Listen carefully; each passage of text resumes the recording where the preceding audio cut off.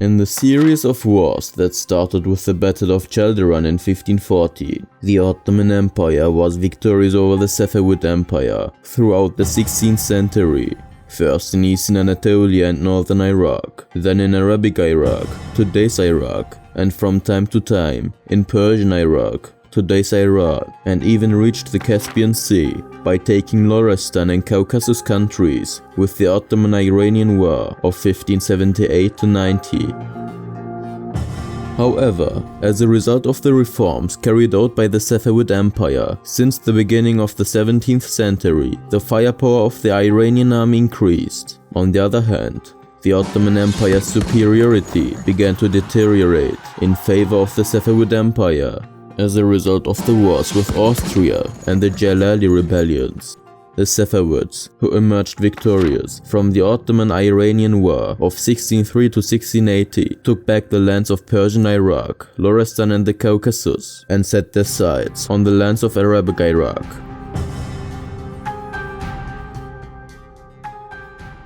This opportunity arose in 1623.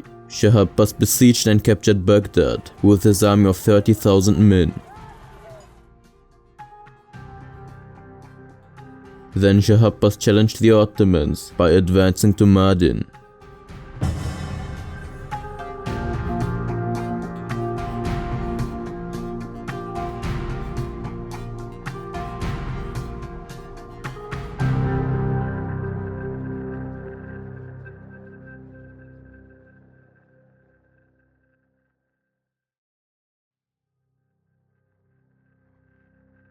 Murad IV, who was only 12 to 13 years old, was sitting on the Ottoman throne. Qasem Sultan, the mother of Murad IV, was personally administrating the state on behalf of him. However, the depressive process in which the state was going through didn't end and continued exponentially. In this process, the state was dragged into anarchy and great internal turmoil. Serious rebellions had started in many provinces of the empire, such as Crimea, Yemen, Lebanon and Egypt. Abazar Mehmed Pasha had started a great rebellion in Anatolia upon the murder of Osman II and killed the Janissaries in the Ottoman fortresses he captured.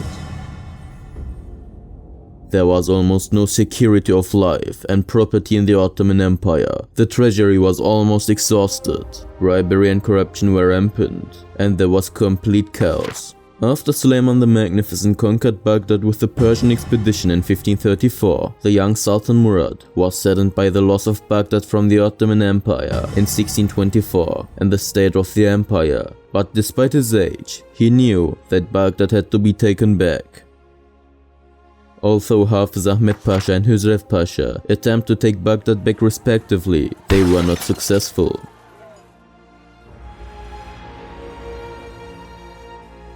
The conquest of Baghdad wasn't possible until the tyrants and traitors who had penetrated the Ottoman Empire were brought to their knees.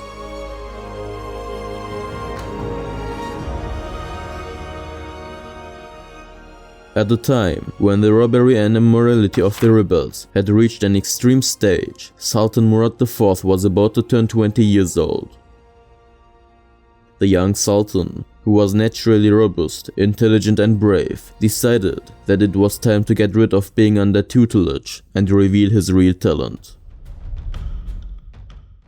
Firstly, he had Grand Vizier Recep Pasha, the chief instigator and protector of the tyrants, executed. And he threw his corpse in front of the tyrants who were waiting for him. Seeing the lifeless body of the Grand Vizier, the tyrants were frightened and moved away from there. Thus, Sultan Murad IV had given great intimidation to the military. Afterwards, he gathered the Janissaries and took an oath from all of them that they would remain loyal to him and his state by pressing their hands on the Holy Quran. By revealing the loyal Janissaries and traitor Janissaries, he had all traitors captured and executed one by one. The number and severity of executions had increased so much that historian Naima explained the situation as follows. He had a reputation for cruelty to such an extent that if someone was invited to the Sultan's presence, he would perform ablution, make a will, and appear before the Sultan. In this way, Sultan Murad IV had established order in his property, that is, in his state, and had gained a solid power. He sent men to all corners of the state to suppress the rebellions. At that time, Shah Abbas had died and Shah Shafi had taken his place. Thinking that the state was still in weakness, the Pope sent an envoy to the Ottomans and offered to make a new treaty with the conditions of the reign of Suleiman the Magnificent. However, Sultan Murad IV rejected this offer, not finding it right to conclude a new treaty with the conditions of that time and put forward more severe conditions. The Polish envoy declared that these conditions were unacceptable and that they would prefer war rather than accept them. In this situation, Sultan Murad IV decided to march on Poland. The armies left Istanbul with a magnificent procession in 1634 and set off in the direction of Edirne.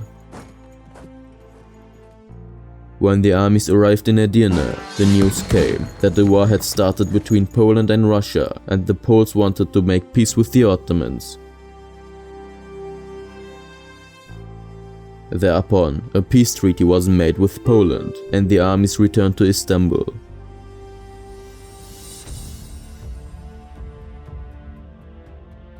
Sultan Murad IV, who was a great field marshal, took the decision of the Jerewan expedition in order to test the soldiers and reinforce his power.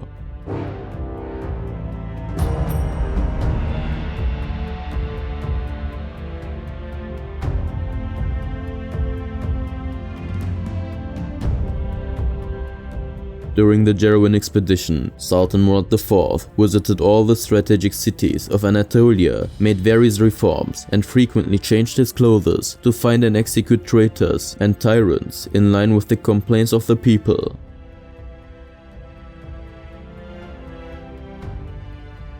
The Jerewan castle was besieged in July 1635. Sultan Murad, who personally took care of the siege, didn't want to return empty-handed from his first expedition. He often provided support to his soldiers by giving them morale.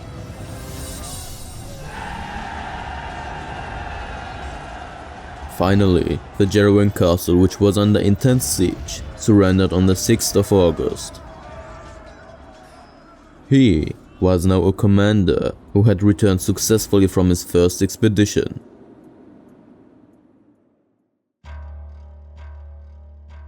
However, in a short period of 7 months after the Ottoman withdrawal, Shah Shafi again occupied Jerewan and annexed it to his territory. Sultan Murad, who learned about the situation, was very angry. He immediately started preparations for the expedition and set off with his army. The Sultan dismissed Tabaniyas Mehmet Pasha, who had caused the loss of Jerewan by not coming to the rescue of the city, and appointed Bayram Pasha as Grand Vizier in his place. Meanwhile, an envoy from the Safavid state named Maksud Khan arrived with a request for peace. The Safavids wanted peace because they were worried about the elimination of the anarchy that had dominated the Ottoman Empire for a long time, and that Murad IV came to Azerbaijan due to the Jerewan campaign, while the Sultans didn't go on a campaign. Sultan Murad, on the other hand, firmly rejected the peace proposal. Murad IV decided to march to Baghdad in retaliation for the recapture of Jerewan. The armies left Istanbul with magnificent processions and prayers.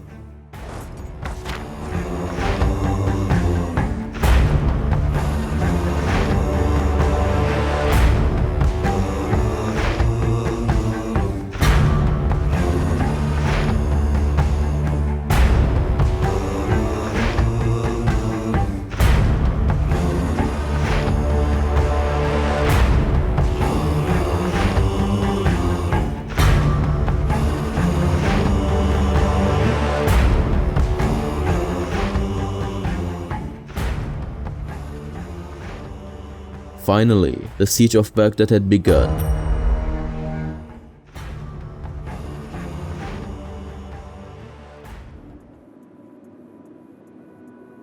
In the previous sieges, the Safavids had fortified the Baghdad castle from the Dark Gate and Azamiya Gate sides. However, the White Gate side wasn't fortified much.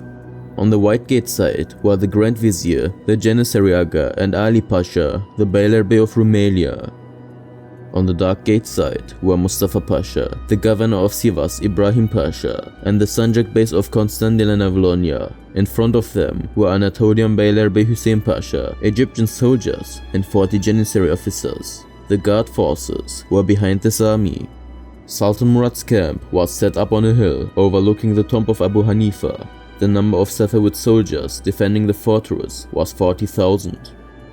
On the other hand, Shah Shafi, the Safavid Shah, was waiting in the near of Baghdad with a considerable force under his command. The siege started with heavy cannon fire from 3 sides. At the same time, although it was tried to dig a sewer, it couldn't be dug because water came out of the soil. They found the solution by throwing sheepskins filled with dirt into the pits. These efforts, which lasted for days, finally achieved their goal, and the ground was prepared for the army to pass through the dried swamps. Finally, a general offensive was launched on the 23rd of December.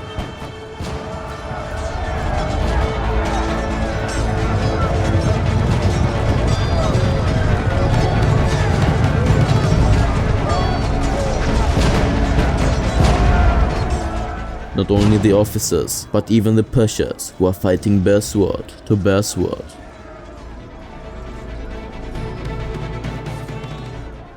As a result of this general offensive, some of the towers were captured. However, Grand Vizier Tayyar Pasha, who was fighting bare sword in hand with his soldiers, was murdered at that time.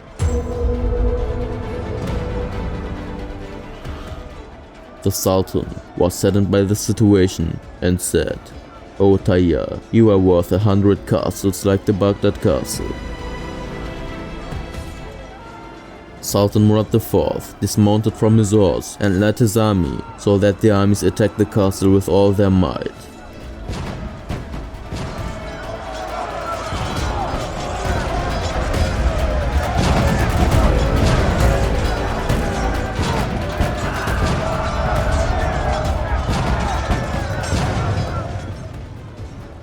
The defenders couldn't stand it any longer and started to sound the ammunition horns. They raised white flags on the walls.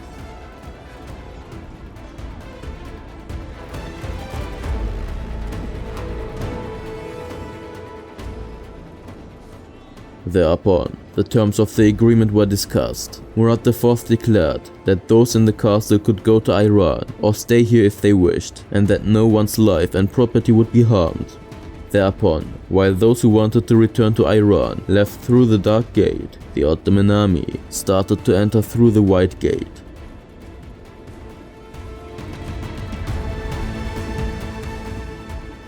However, some Safavid soldiers didn't comply with the terms of surrender, ambushed the Ottoman soldiers, and attacked them. Therefore, the agreement was broken, and the Ottoman and Safavid soldiers started to fight again inside the castle.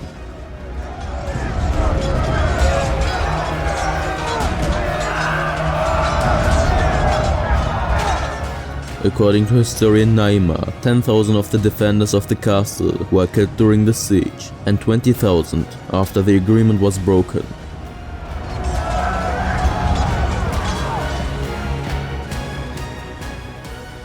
However, neither the property nor the lives of the Shiite or Sunni people in the castle were touched.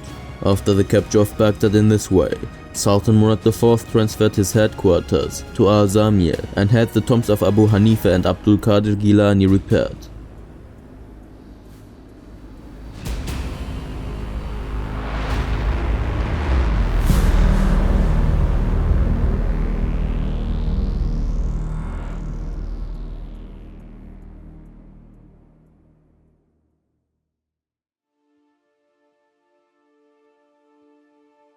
The Sultan's intention was to enter as far as Isfahan, the Safavid capital, and completely capture the Safavid state. However, when this idea was rejected by the members of the council, he had to leave and return to Istanbul. While the Sultan was retreating to Diyarbakir via Mosul, he had a serious illness. He didn't bring his army with him and left it in Baghdad under the leadership of the Grand Vizier to act according to the reply letter from the Shah. He himself arrived in Istanbul in a sick state. The Grand Vizier and the Safavid Shah agreed on the Treaty of Kasr-Shirin. According to this agreement, Baghdad and his neighborhood would be left to the Ottomans, and all the villages and towns in the provinces of Kars, Van, Shahrizor, Baghdad and Basra would belong to the Ottomans, and the Safavids would never interfere in these areas. The villages and towns in Dertank and Mehriban would also belong to the Safavids, and the Ottomans could not intervene in them. This agreement was sent to Shah Shafi and Sultan Murad IV, and the signatures were signed on the 17th of May 1639. This agreement has continued until today. Sultan Murad had fallen ill at a young age. Since he intended to go on a great campaign against the Venetians by land and sea, he ordered the construction of ships. He appointed Silahda Mustafa Pasha as Kabudan Pasha and assigned him to the construction of the ships. However, after a while, his illness relapsed again. This time, he couldn't stand up and died on the night, connecting the 8th of February to the 9th of February when he was only 28 years old. He couldn't realize the Western expedition he thought of.